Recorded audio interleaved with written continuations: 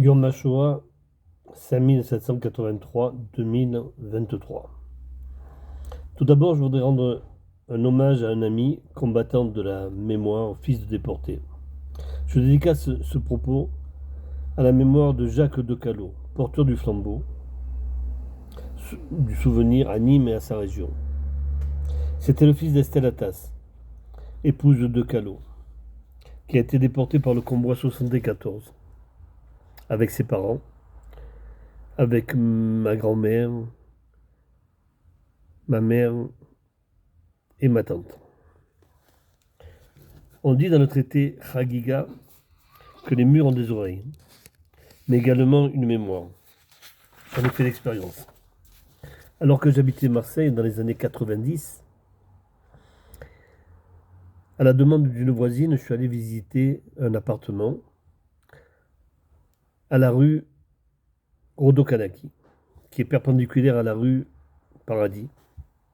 Je rentre dans cet immeuble et dès le hall passé, j'ai senti des sueurs froides dans mon dos, un sentiment de douleur et de mal-être, quelque chose de terrible que j'avais jamais ressenti auparavant.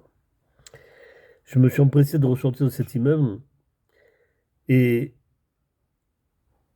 c'est à ce moment-là que j'ai réalisé que nous étions au 425 rue Paradis. 425 rue Paradis, c'est l'adresse de la Gestapo pendant la guerre.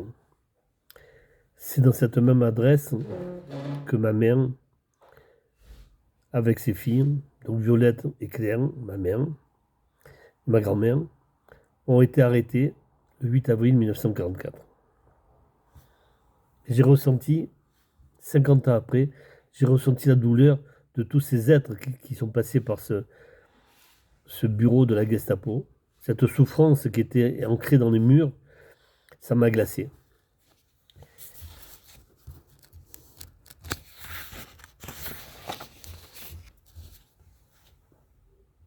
Donc elles auraient été arrêtées le 8 avril 1944.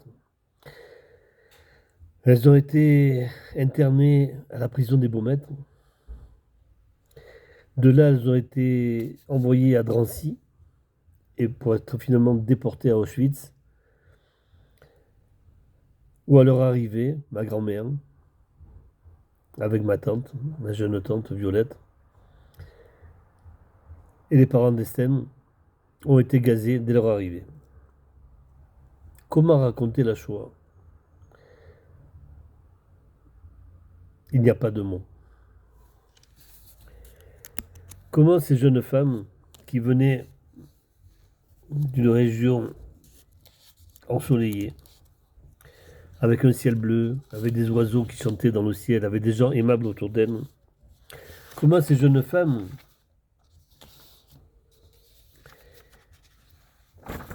transférées dans l'enfer du camp de Birkenau, où tout est gris, le sol boueux, le ciel morne, sans un oiseau, avec l'odeur abominable du crématoire, où leur famille, leur peuple, brûle nuit et jour, où le froid les glace jusqu'aux os. Pendant les heures d'appel, en plein froid de Silésie, en extérieur, sous la neige, sous les coups des bâtons des SS, comment réagir? Comment avoir encore un espoir? Et pourtant, elles sont solidaires. Elles s'inventent des histoires la nuit dans leur chalit, dans ces lits faits de bois brut, où elles sont entassées les unes contre les autres, où elles grelottent toute la nuit et où leur ventre crie famine. Et pourtant, elles sont courageuses, ces petites Françaises. Un jour, elles ont trouvé une petite pelote de laine. Et qu'est-ce qu'elles ont fait? Elles ont brodé sur leurs vêtements des petites fleurs. Aïe, aïe, aïe. Au moment de la, au moment de la sélection, au moment de l'appel, un officier SS a remarqué ça et il a failli les faire fusiller pour dégradation des biens du Reich. Mais en apprenant que c'était des Françaises, alors à ce moment-là, il a dit: Ah, les Françaises, Françaises, Paris, la mode. Et ça leur a évité la chambre à gaz ou une balle dans la tête. On ne peut pas imaginer, nous qui vivons 80 ans après, on ne peut pas imaginer l'inconfort des latrines, des douches froides, avec des coups de fouet des Ukrainiennes qui étaient pires que les Allemandes. Non, on ne peut pas imaginer les expériences du docteur Mengele. Les déportés, c'était de la chair qui ne valait rien. On pouvait faire toute l'expérience qu'on voulait.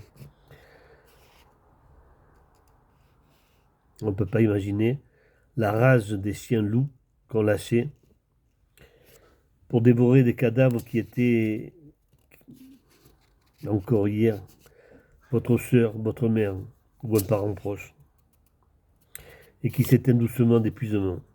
Non. On ne peut pas imaginer la musique classique qui se joue toute la journée, pendant les exécutions, pendant les exactions de toutes sortes. On ne peut pas imaginer ça. Et pourtant, elles ont eu le courage de tenir. Comment revenir à la vie après cet enfer? Il n'y a pas eu de cellule de psychologique, il n'y a rien eu. Et pourtant, elles ont eu la rage de vivre et de se reconstruire. Aujourd'hui, jour de Yom HaShoah, mon fils Mathieu est à Auschwitz, avec la marche des vivants. Il représente une délégation d'Israël. Voilà notre réponse aux négationnistes, antisémites, antisionistes de tous bords.